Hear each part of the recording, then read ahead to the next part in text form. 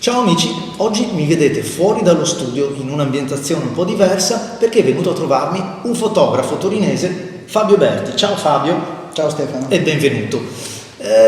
Perché? Perché abbiamo messo a confronto due mondi fotografici diversi. Il primo è quello di Fabio che, innanzitutto presentiamolo Fabio, tu sei un fotografo di eventi diurni e notturni, specializzato soprattutto in quelli notturni di nightlife, che pensate, ho scoperto anch'io un mondo che conoscevo davvero poco, forse per un fatto anche generazionale.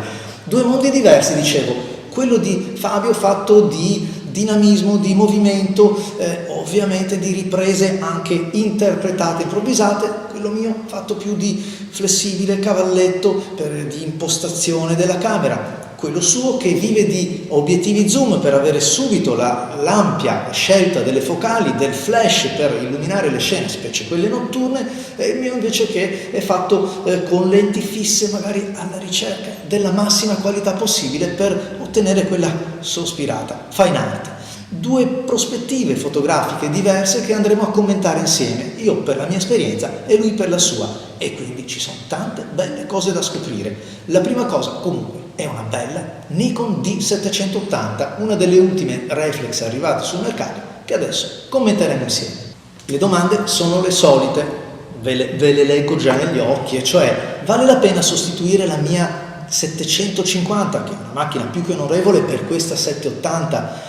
Però c'è il dubbio perché l'ho vista un po' diversa, è un po' anche nella forma, e poi c'è un po' di tecnologia nuova, e poi quanto si avvicina la 780 a quel riferimento assoluto che è la D850.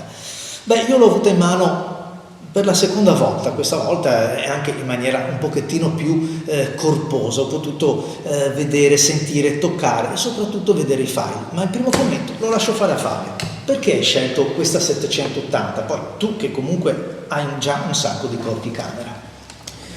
Ma guarda Stefano, non avevo tanta necessità di cambiare un corpo come la 750 che rimane comunque una macchina molto, molto valida anche adesso che siamo all'inizio del 2023. Ma il fatto che, come dici sempre tu, che la tecnologia va avanti, questa 780 è stata definita come un'ibrida, cioè proprio dal mondo mirrorless, rimanendo però con corpo reflex, e vedendola, usandola, sono state aumentate, diciamo, le potenzialità che aveva già la 750. In primis la sensibilità, che era ottima della 750, sulla 780 è ancora meglio, l'autofocus è più rapido, il monitor, il display si vede molto meglio, è interattivo, e durante le riprese video, io faccio pochissimi video, ma durante le riprese video è un piacere. Effettivamente, tenendola in mano, spiazza un pochettino perché è una Nikon, sì, è vero, però non è così simile a quel family feeling che ha caratterizzato dalla F100 in avanti, e quindi diciamo lascia un pochettino quell'aggettivo ibrido, nasce anche per questo, non solo per la transizione che sta effettivamente tutto il mondo fotografico attraversando dallo specchio a senza specchio, però la qualità del file c'è tutta, c'è uno scatto che è velocissimo, prontissima, reattiva, in questo forse mutuata un po' dalla 500. Nel mio settore bisogna cogliere proprio l'attimo, diciamo l'attimo è la cosa più importante, perché essendo un evento che non può essere ripetuto, c'è soltanto quell'attimo. Ad esempio un veglione di Capodanno, il brindisi, fuochi d'artificio, così, e a mezzanotte non può tornare indietro il tempo.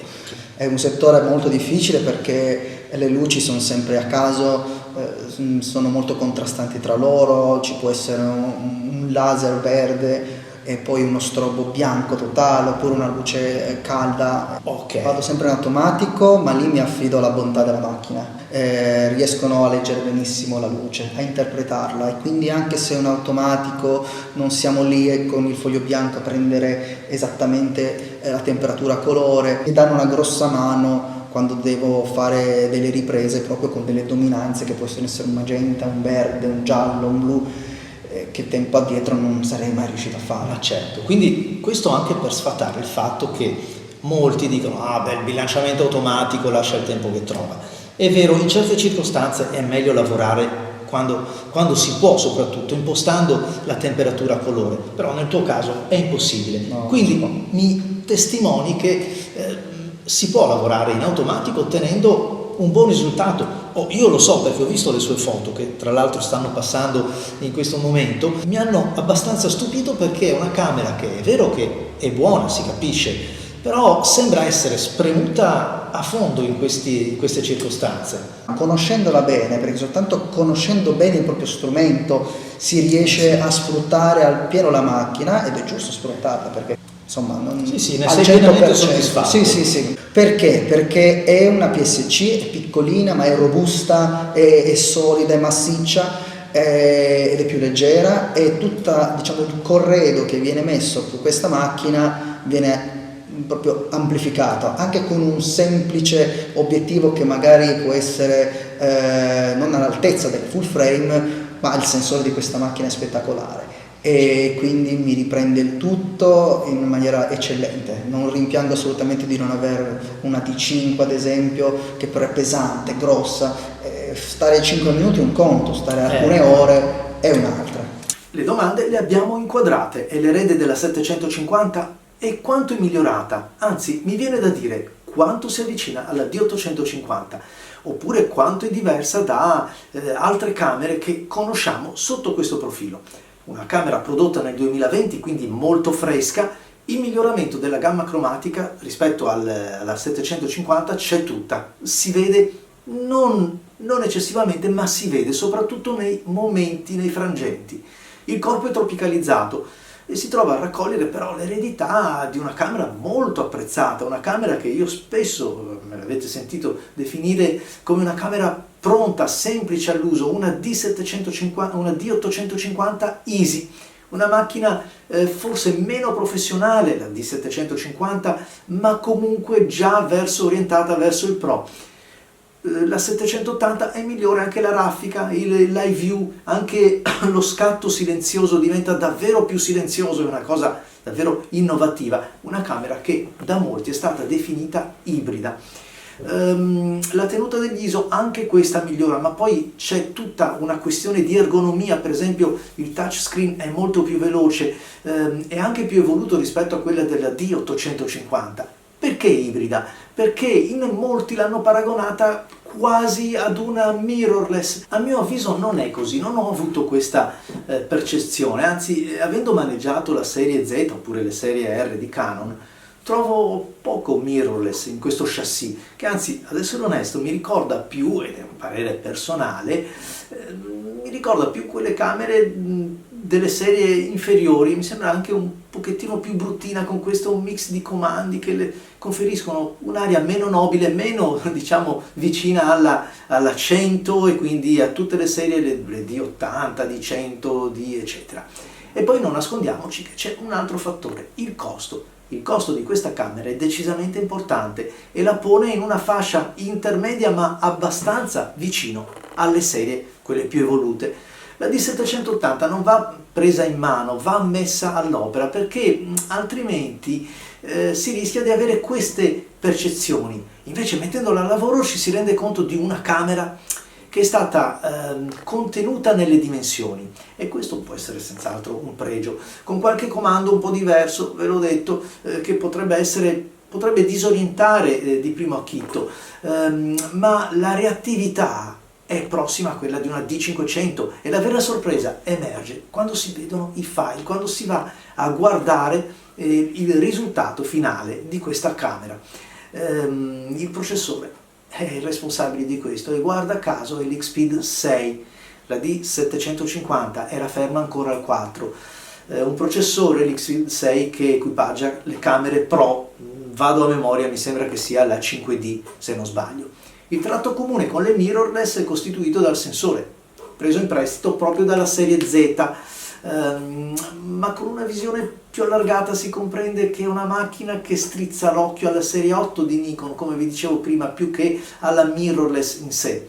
E a proposito di 8, risulta di un 8 millesimo la velocità di scatto dell'otturatore, che si porta in dote anche una operatività nell'all view dove compaiono per esempio gli istogrammi, e prende in prestito anche gli algoritmi, tra l'altro, della D5 a proposito del processore. Insomma, c'è un mix tecnologico che in questo senso possiamo chiamarla o definirla ibrida, perché attinge un po' di specialità o di prelibatezze dalle varie fotocamere presenti sul mercato della Nikon. Però, torno a ripetere, in mano non mi ha convinto tanto, anche se poi alla resa dei conti la macchina è più leggera, è più piccola, trova un abbinamento perfetto con alcuni obiettivi, e allora mi tocca dire sì, è vero, la sensazione non sarà il massimo, però funziona bene, pesa poco e si comporta davvero bene. Migliora la tenuta agli alti ISO. Questa è una foto a 6400 ISO e parla chiaro. E poi c'è un RAW lavorabilissimo, cioè un sensore che, grazie al suo processore, genera dei file che si possono veramente tirare all'infinito. Qui, giusto per divertirmi, in un controluce puro, prima 3 stop, poi 5, senza andare troppo per il sottile, ma giusto per farvi vedere. Così come tutti i recuperi che si possono fare in una foto come questa, ed anche in questa che, per esempio, per chi fotografa in condizioni di alto contrasto, diventa davvero utile recuperare quel tanto nelle ombre, quel tanto appena nelle luci, senza snaturare le foto. Il comparto video anche risente di tutti questi aggiornamenti, c'è un 4K con 100 fotogrammi al secondo, lo slow motion, insomma ci sono davvero anche qui delle bontà. La batteria mi ha stupito, perché ok, d'accordo i test video, d'accordo il controllo delle immagini perché la camera era nuova, quindi insomma vai, controlla, fai, sbriga il menu, controlla, riguarda, viene accreditata per oltre 2200 scatti e a fine giornata c'era ancora batteria in avanzo. Per fortuna, in questo caso, per esempio, raccoglie l'eredità della 750 sfornando dei JPEG pronti all'uso, perfettamente spendibili. Buono anche la personalizzazione che questa camera consente, i controlli sia in camera ma anche per come si può adattare secondo il proprio utilizzo. È una cosa molto importante, anche questa ereditata più dai modelli importanti, quelli che stanno nella piramide, la parte alta. Però ritorno ancora su quella questione del feeling che non è scattato con questa macchina, non chiedetemi il perché comunque fotografare significa anche sentire in mano la camera, avere la sensazione di un controllo totale, parlo di ergonomia, di impugnatura, che comincia nel momento in cui, per esempio, porto all'occhio la camera, all'apprensione, adattare i comandi, di compiere quella ritualità di regolazione che, insomma, fa tutto parte dello scatto, prima del click. La scintilla non è scattata, eppure le immagini sono di tutto rilievo. L'affiatamento con l'obiettivo del kit, con il quale viene proposta, è un tutt'uno con la camera, quindi vi dico queste cose perché sono quelle che hanno generato anche in me un po' di contraddizione, e cioè, è come dire, non è quella che ruberei dalla vetrina a guardarla così, però poi guardo i risultati e allora dico, caspita, c'è tanta tecnologia e tanta qualità, un'immediatezza, una prontezza che davvero poche altre camere hanno. E allora, come sempre, a voi la scelta, cari amici, e se vi va, seguitemi nei prossimi video. Ciao a tutti!